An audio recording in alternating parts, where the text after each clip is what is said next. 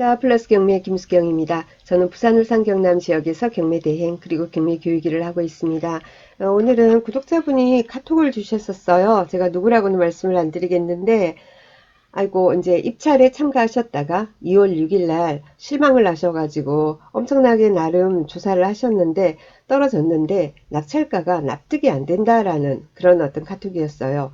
1등 보면요, 법인인데 소유권 이전 등기하고 명도하고 하면은 오히려 마이너스일 것 같은데도 저 가격에 들어옵니다. 참 그렇게 하면서 답답해 하면서 카톡을 주셨어요. 그래서 저는 이제 사건 자체를 보고 있지는 않았으니까 그래서 그냥 위로를 해드리고 시세조사 한번 다시 한번 해보세요. 그렇게 그냥 하고 말았는데 어떤 사건인가 하고 이제 사건 번호 주셨었기 때문에 제가 보니까 분명히 저로서는 이제 납득이 가는 그런 사건이었습니다. 그래서 이런 분들 많으실 것 같아서 제가 유튜브 처음 시작하고 얼마 안 돼서 올린 그런 그 낙찰가의 비밀 이런 거 있죠. 네, 거기에 나오는 거예요. 그래서 꼼꼼히 들었으면 알 수 있었을 텐데 제 유튜브 굉장히 구독 열심히 하시는 분이신데요. 답답해 하실 것 같아서 혹시나 그래서 이번 사건 계기로 해가지고 또 경매에 흥미를 잃게 될까봐 또 걱정이 돼서 네, 한번 같이 보도록 하겠습니다. 2월 6일 낙찰건이고요. 수원지방법원 안산지원 사건입니다. 2019 타경의 51198 안산시 단원구 신길동의 안산 아이파크 103동 10층 물건이고요. 감정가 3억 4,300입니다. 한 번 유찰돼서 최저가가 2억 4,010만원 돼 있고요.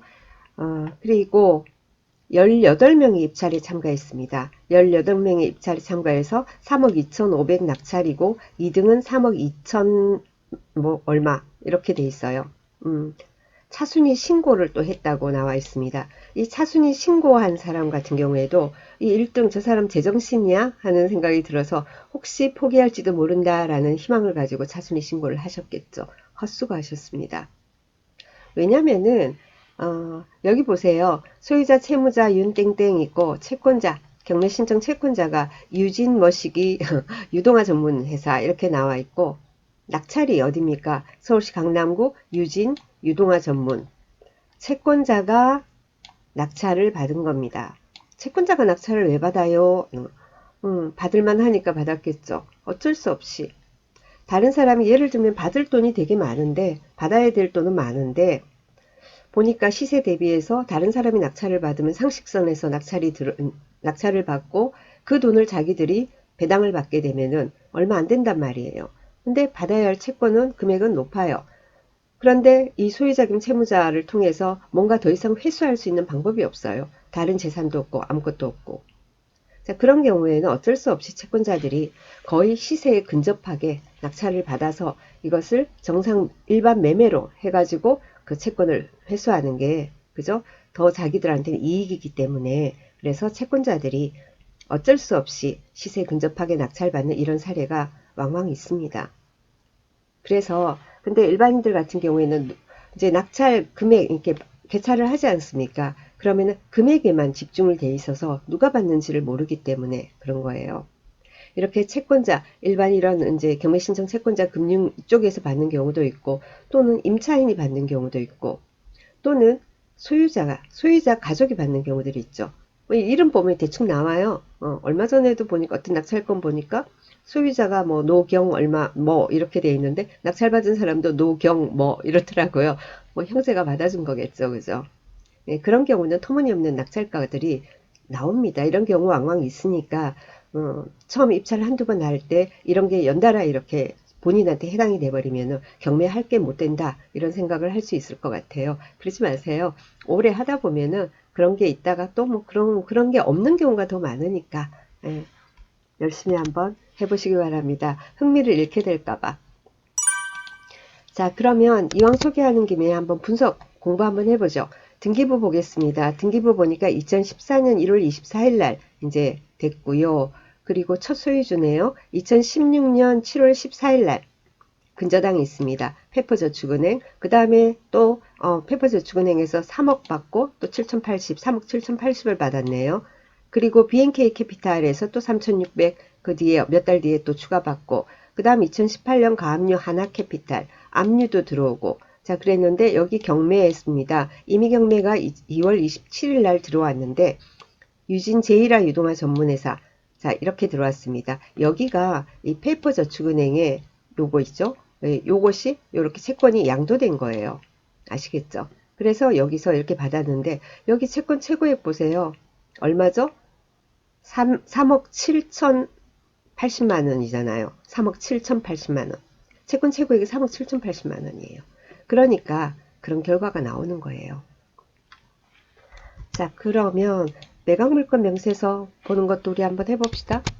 뭐 특별한 건 없어요. 말소기준등기, 최선순위 설정이 아까 페퍼저축은행, 근저당권 그런 게 있고 조사된 임차 내역 없음. 그리고 모든 것이 공란으로 비어 있습니다. 권리상의 문제는 전혀 없어요. 권리상의 문제는 전혀 없고 자 그리고 전입세대 열람 한번 봅시다.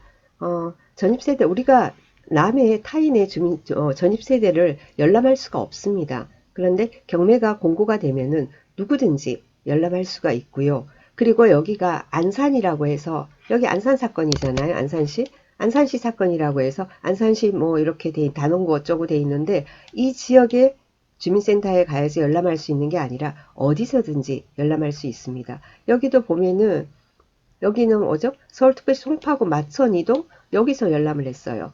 다 되는 거니까 염려하지 마시고 이제 경매 사건 특히 뭐 이렇게 여러분 처음 하실 때는 원칙대로 진행을 해보시는 게 좋습니다. 입찰 직전 날 해보시고 낙찰이 되고 나면은 그 다음에는 열람할 수가 없어요. 일반인이. 그러니까 입찰 직전 날 한번 열람해보고 늘 유료 사이트 그것만 보지 마시고 왜냐면은 전입도 한 번씩 바뀌는 경우가 있거든요. 뭐 바뀐다고 해서 특별히 나한테 뭐죠? 그 임차인 보증금 인수라든가 그런 위험은 별로 없지만은 일단은 전입되어 있는 사람을 이렇게 확보하고 나면은 다음에 명도할 때 도움이 되니까 전입세대 열람도 직전에 한번 해보시는 게 좋습니다. 그리고요. 문건 처리 내역을 봅니다. 문건 처리 내역을 보면은 여러 가지를 우리가 추측을 할 수 있는데 특히 경매 같은 경우에는 명도는 피할 수 없잖아요. 그래서 명도를 하는 거.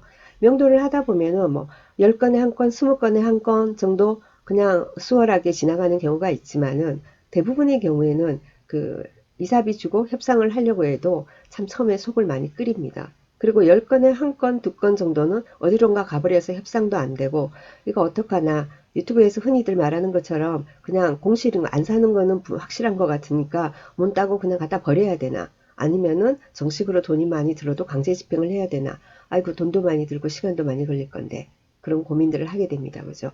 그래서 어떻게 될 건지 그래서 이게 명도가 쉽게 될 건지 안 될 건지 그걸 이제 우리가 판단하는 기준이 문건 송달 내역을 보면은 대충은 짐작이 됩니다. 그래서 서류를 짝짝 잘 봤잖아요. 지금 그 사람이. 그러면은 아무래도 거기 살고 있고 법원에서 오는 서류를 그냥 받고 그때그때 수령을 잘 하고 하면은 협상도 좀 잘 되는 편이에요. 자, 여기 보니까 어떤 내용이 나오냐면 문건 처리 내역에 보니까 이렇게 쭉 내려가서 막 이런 게 나와요. 주소 보증서. 채권자, 경매 신청한 채권자 측에서 주소 보증서가 제출이 됩니다. 주소 보증서가 또 막 제출되고 해요. 자, 이런 말은 뭐냐면은, 송달이 잘 안 되고 있다는 뜻이에요. 그래서 주소 보정을 하는 겁니다. 이 송달 내역도 한번 볼까요? 송달 내역 딱 처음부터 봅시다. 채무자금 소유자, 그죠? 소유자한테 서류를 보냈어요. 이제 경매가 이제 한다라는 거. 그랬더니 뭐예요? 폐문부재에 떴어요. 그죠? 안 간 거예요. 그죠? 그러니까 그 경매 채권자들이 주소 보정을 하는 겁니다. 그 다음에 또 내려가서 3월 7일 날 여기도 보니까 뭐죠? 여기도 개시결정 정보는 발송했어요. 자, 이거는 채권자니까 채무자 여기도 보니까 3월 7일 보니까 여기도 또 폐문부재예요. 그죠? 계속해서 채무자 쪽으로는 폐문부재가 뜹니다. 그래서 이런 경우에는 뭔가 송달이 제대로 안 되고 있구나. 그러면 사람이 혹시라도 안 사는 거 아니야? 살면서도 안 받는 경우도 있지만은 혹시나 안 사는 거 아니야? 어디론가 가버린 거 아니야? 이거 골치 아파지는 거 아니야? 강제 집행해야 되는 거 아니야? 이런 어떤 그 생각을 하시면서 임장 때 조사를 잘 하셔야 돼요. 그러면 임장 때 조사를 잘 하는 방법이 뭐가 있습니까? 관리비, 그죠? 관리비 내역을 보면은 이 사람이 사는지 안 사는지를 우리가 좀 판단할 수가 있죠. 관리비 내역을 보고 어떻게 합니까? 가장 정확한 방법은 방문하셔서 우편함에 있는 관리비 사람이 안 살아도 관리사무소에서는 매달 그 관리비 고지서 꽂아놓지 않습니까? 관리비 고지서 있으면은 열어서 보시고 보면은 세대 내 전기 수도 사용량이 있습니다. 전기는 가전제품이 꽂혀 있으면은 그대로 돌아갈 수 있습니다. 그래서 일부 얼마 한 몇천 원 정도씩은 충분히 나올 수 있어요. 그런데 수도 사용량이 없다. 이러면은 사람이 안 산다고 봐야 되겠죠. 그죠? 사람이 살면서 물을 안 쓸 수가 있겠습니까? 그러니까 일단은 보는 게 수도 사용량을 보는 겁니다. 그 관리비 고지서가 없다. 관리비 고지서도 뭐 누가 가져가 버렸는지 어쨌는지 꽂혀 있지 않다. 이러면은 관리사무소 측으로 문의를 해볼 수밖에 없죠. 근데 전화로 그런 걸 꼬치꼬치 물으면은 대답 잘 안 해주는 경우 많으니까 직접 방문하셔가지고 그런 부분을 조금 양해를 구하면서 협조를 구하면 되지 않을까라는 생각이 듭니다. 그리고요, 이 물건, 그리고 또 그 카톡 주신 우리 구독자분 하시는 분이 뭐냐면은, 시세가 3억 3천 밖에 안 되는데, 라고 말씀을 하셨어요. 그래서 제가 아까, 뭐 이 사건, 이 아파트, 에 해당 평형, 중개 호가들 나와 있는 거 보니까 거의 뭐 3억 4천, 3억 4천 5백, 뭐 이렇게 돼 있더라고요. 3억 4천, 3억 4천 5백 이렇게 돼 있는데, 자, 그런데 여기 차순위 금액이 3억 2천, 그죠? 3억 2천에 뭐 36만 2천 원 더 썼습니다. 이 사람, 그리고 또 차순위 신고까지 했어요. 이 사람은 정말 실거주할 사람으로 내 진짜 조금만 저렴하게라도 내가 이걸 한번 잡아보겠다 생각하신 분이에요. 그죠? 예, 이 정도는 뭐 충분히 있을 수 있는 적이고, 그런데 또 이제 그 분께서는 3억 3천을 이제 시세로 봐가지고, 그렇다 하더라도 3억 2천은 납득이 안 가는 금액이다. 라는 그런 내용이죠. 3억 1천 얼마, 3억 2천, 이 정도만 해도 몇 명이 들어왔더라. 그것도 납득이 안 간다. 라고 하는데, 그래요. 제가 볼 때 중개호가가 3억 4천, 3억 4천 5백 이런데, 그분께서는 판단하기를 시세를 3억 3천으로 했다라고 하는데, 3억 3천으로 판단한 그 근거를 제가 잘 모르겠어요. 어젠가 그저께 제가 영상에서도 그랬습니다. 객관적으로 시세를 볼 필요가 있다라고 했습니다. 객관적으로. 무조건 낮게만 하지 말고, 경매로 실거주 하시는 분 말고요. 지금 투자하시는 분 대상으로 제가 드리는 말씀입니다. 어, 경매 초보일 때 가장 실수하는 부분이 뭐냐면은 어떻게 하면 좀 저렴하게 해가지고 이거를 내가 급매로라도 탁 팔았을 때 팔릴 수 있는 시세를 잡는 부분을 금매가 기준으로 잡게 됩니다. 그런데 금매라는 거 있지 않습니까? 그 금매라는 거는 정말로 어떤 사람이 이거 내가 지금 상황이 안 좋아져서 이자도 못 내고 해서 곧 경매 막 들어온다. 경매에 뭐 신청 들어가겠다. 이런 그런 상황에 놓여 있어서 어쩔 수 없이 돈 천만 원 싸게 내놓는 그런 상황이 있을 수 있고 또 어디죠? 나는 이제 다른 데 집을 사놨는데 거기에 잔금 치고 이사 가야 되는데 큰일 났네. 집이 이게 팔려야 하는데 그런 경우에 금매가 나오는 경우가 있을 수 있습니다. 하지만 대부분은 그렇지 않잖아요. 그래서 제가 늘 여기 그 입찰가 시세 조사할 때 지피지기, 뭐 역지사지 이런 말을 쓰는데 그래서 너무 보수적으로 하려고 그렇게 생각하지 마시고요. 일반적인 어떤 기준을 잡아야 되지 않을까 싶고요. 그리고 또 지난 실거래가 기준으로 해가지고는 어떤 시세를 잡는 분이 많으십니다. 실거래가는 지나간 거예요. 부동산 시세는 움직이는 겁니다. 현재가 중요한 거죠. 현재 내가 어떤 물건을 사려고 하면 얼마에 살 수 있느냐라는 거. 예, 그걸 기준으로 시세를 잘 잡으시고 너무 보수적으로 하시면은 힘들어요. 그래서 오늘 이 사건 같은 경우에는 뭐죠? 제가 드리는 말씀은 어쩔 수 없이 채권자가 높게 낙찰받은 건이니까 너무 실망하지 마시고 계속 화이팅 하시기 바랍니다. 그 말씀을 드리고 싶었습니다. 자, 오늘 여기까지 하겠습니다. 주말입니다. 즐거운 주말 보내시고 월요일 다시 뵙겠습니다. 감사합니다.